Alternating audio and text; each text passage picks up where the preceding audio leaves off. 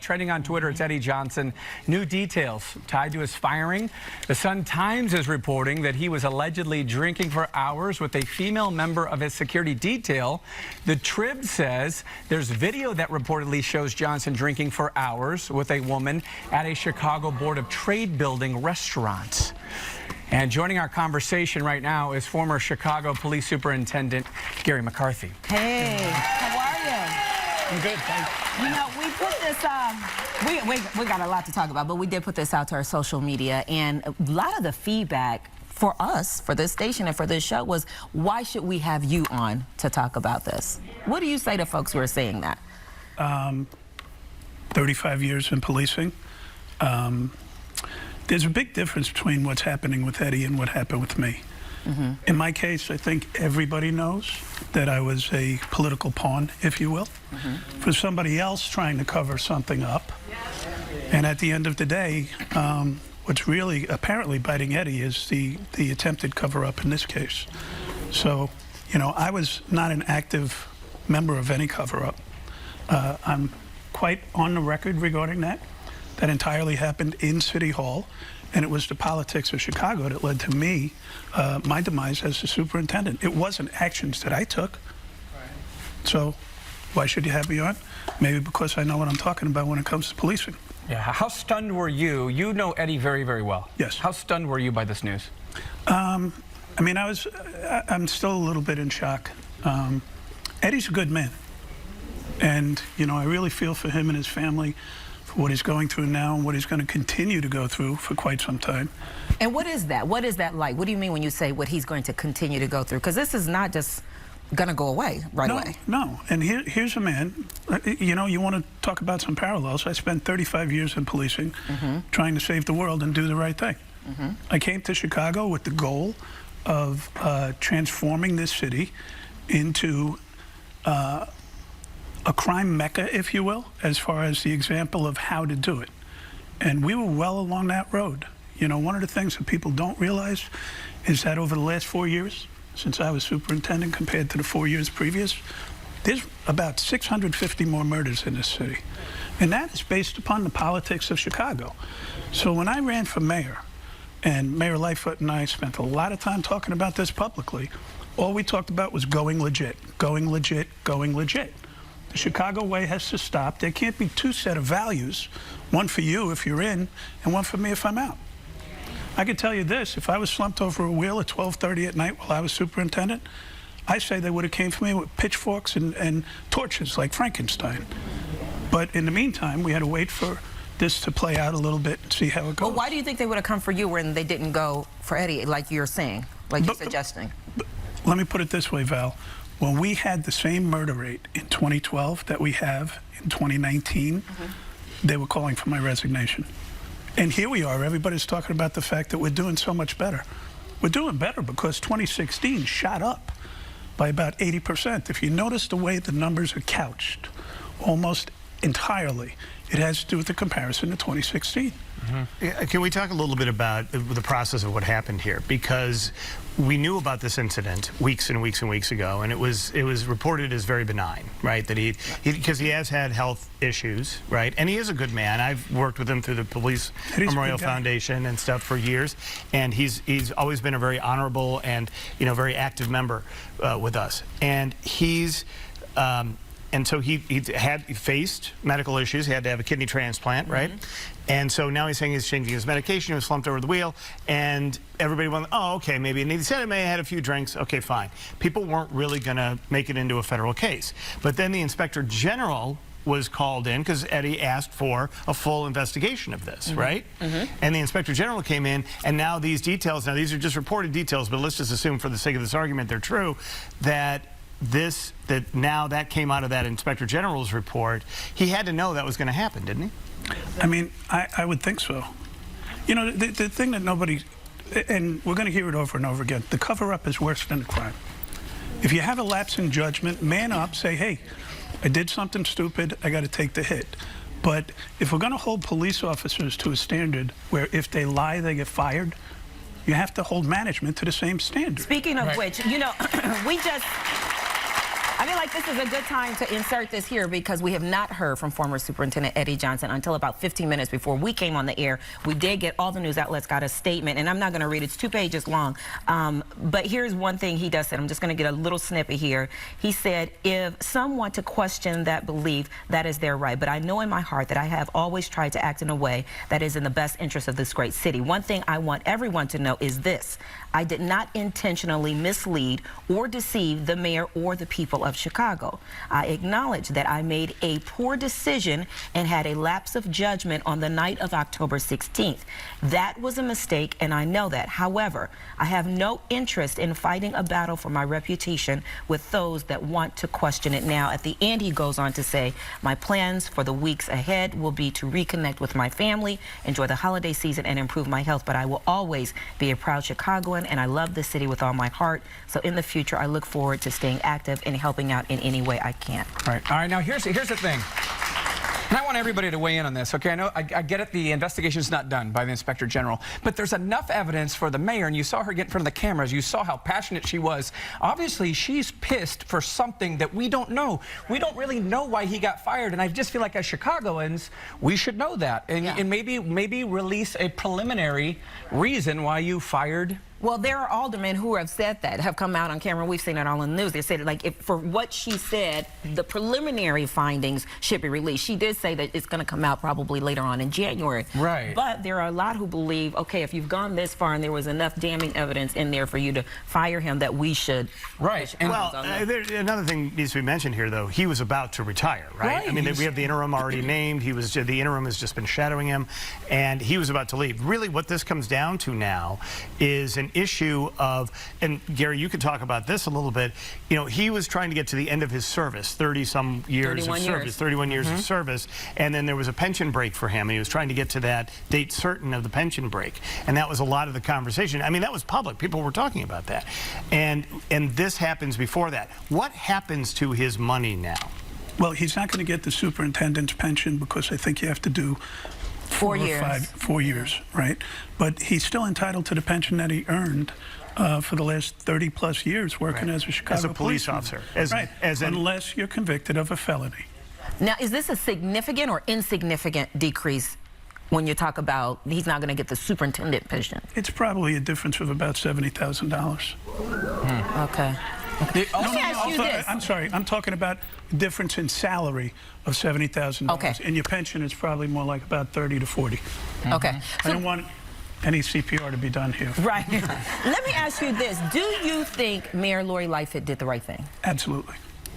Absolutely. Hey, look, Val, I want to go back to something. When I came here, the whole time I was superintendent, I talked about police legitimacy, about doing the right thing, about telling the truth. If you lie, you die. That's the saying in policing. We talked about it, talked about it, talked about it. During my tenure as superintendent, 75%, 3 out of 4 of my recommendations to terminate police officers to the police board were overturned. So the superintendent is accountable for everybody's behavior, but he or she is not in charge of the discipline system. That's just a failed business model. So during the campaign, both Mayor Lightfoot and myself talked ad nauseum about legitimacy, talking about eliminating the Chicago way. She's done a great job. She eliminated aldermanic prerogative. She's got her budget passed, and now she's stepping up and talking about ethics. She's ethical, she's thoughtful. I have a lot of confidence in her, even though our politics are going to be very different. Do you have an idea of why things changed? Do you have an inside idea? What do you mean things changed? Well, because it seemed like they did the celebratory retirement.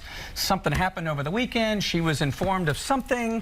She won't tell us exactly what it is, but she did mention that she wasn't going to reference it, the specifics, because of his wife and his children. Right. And I don't want to speculate too much, but that says there's something. That when you do that, I mean, you're sending a message already, right? Yeah. And so, but in doing that, but this is all going to come out anyway because the Inspector General's report obviously is going to include something about this, and he'll have to explain whatever that is. I mean, it's not illegal to have drinks with somebody who's not your spouse, right? Right. But it is. The question is, that's between he and his family. The real issue here was, was it a DUI? Did he? Part of the other reporting is that police officers did come up on him. I'm assuming they would be wearing body cams. They came up on the car. He flashed some sort of an identification, and they said not a badge, but actually an ID of some sort, and then they moved on. That's one of the stories. Now, that goes to Gary's point of police integrity and whether or not we can actually be able to trust that everybody's going to be treated equally in a situation like that. Let me ask you this. Do you think it was fair, though, because I read that in the Inspector General's preliminary report, former Superintendent Eddie Johnson had not been interviewed yet. Is that fair to fire someone based on a preliminary investigation when the person in question has not been interviewed by the investigator?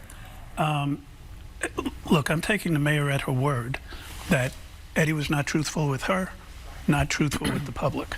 That's going to come out, what she means by that.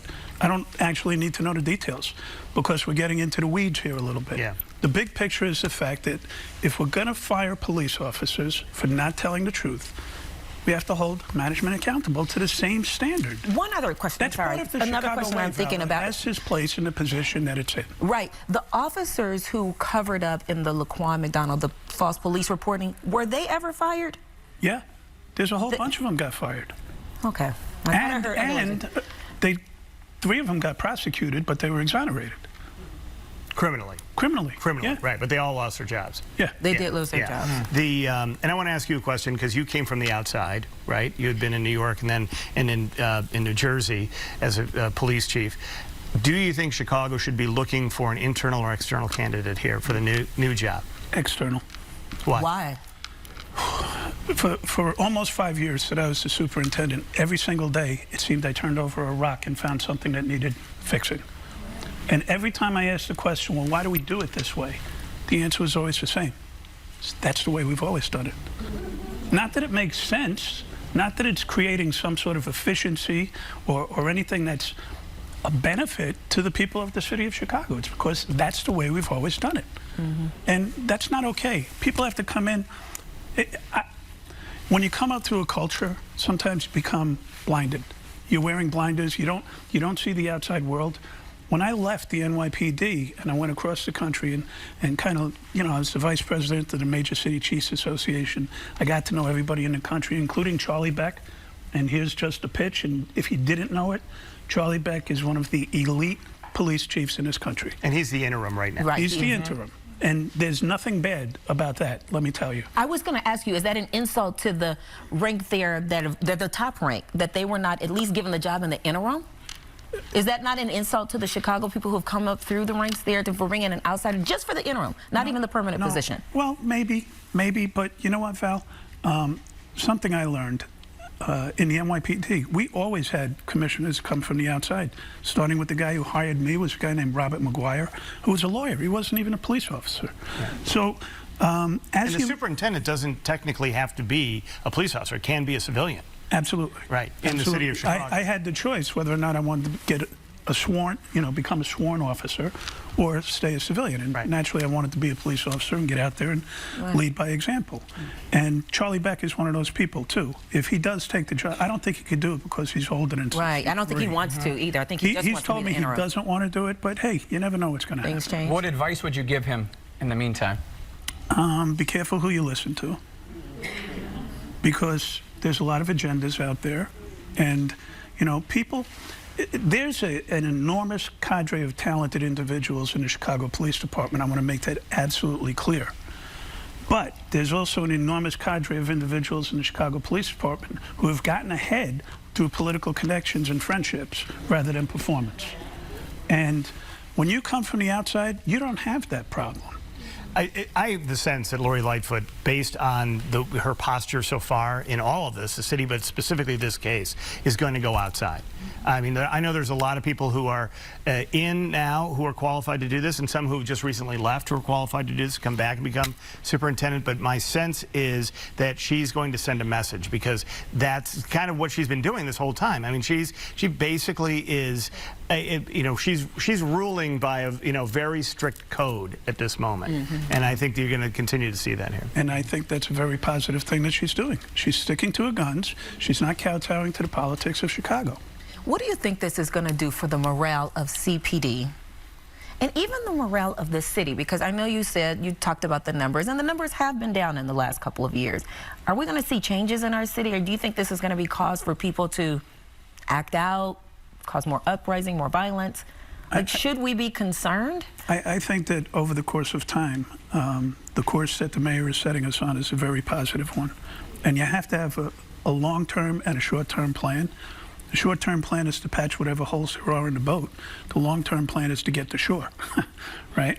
And she has that type of vision. You sound like you like her. I do like her. You do. Would you ever work with her again?